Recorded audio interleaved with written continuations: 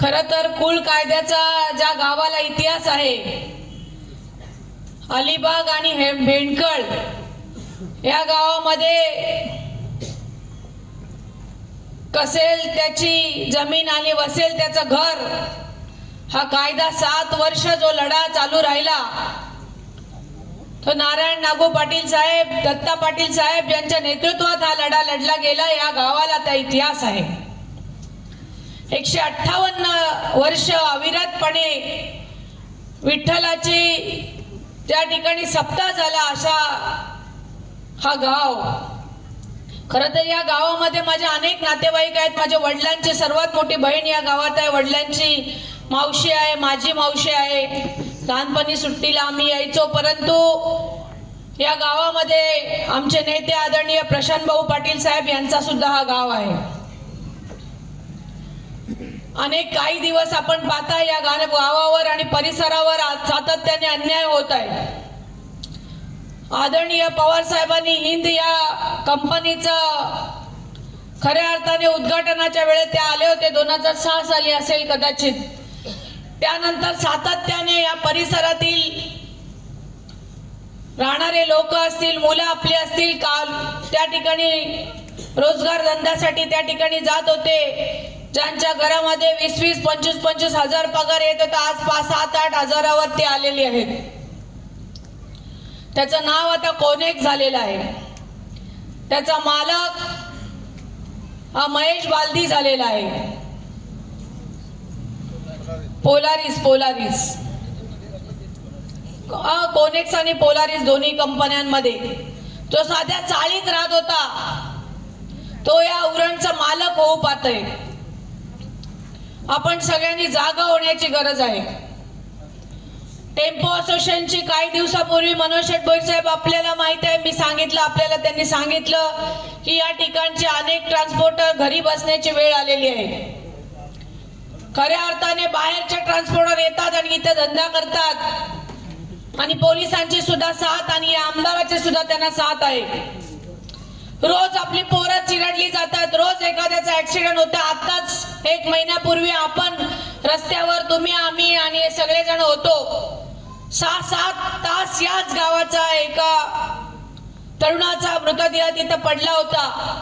आणि आपल्या सगळ्यांवर हे दुर्दैव अशी येते की आपली पोरं चिरडली जातात आणि आपण बार्गेनिंग करत बसतो, कुटुंबासाठी पैसे मिळतील का नाही मिळतील, ही परिस्थिती आपल्याला ओढावली जात आहे आपल्यावर.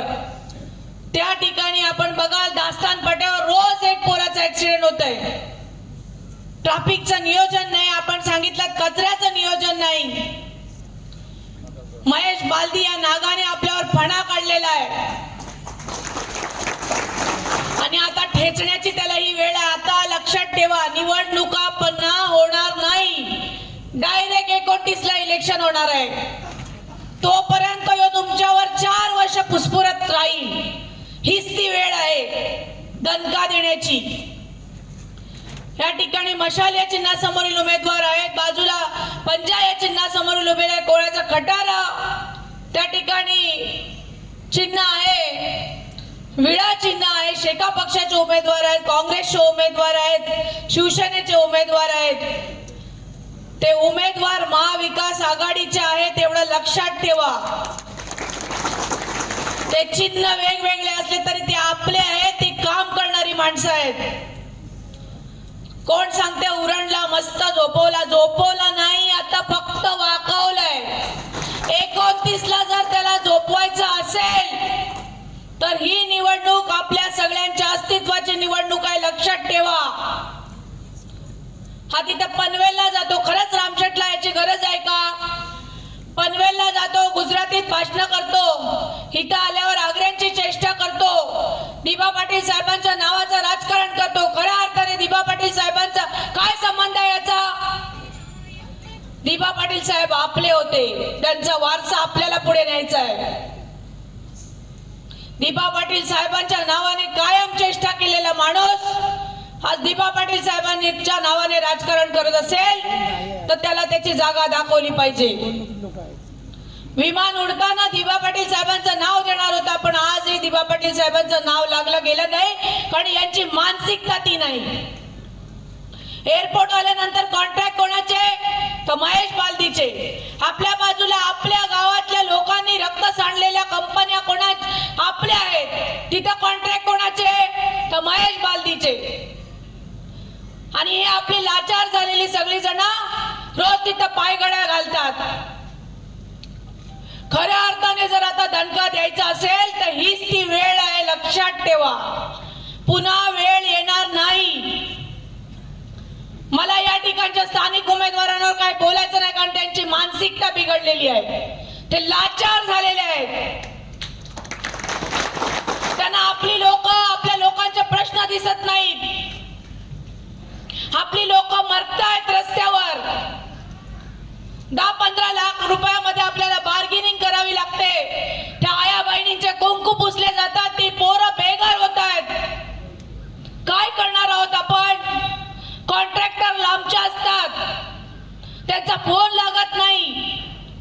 जे ट्रान्सपोर्टर असतात ते लांबचे असतात आणि 5-5, 6-6 तास आपली पोरं रस्त्यावर तडफडतायत.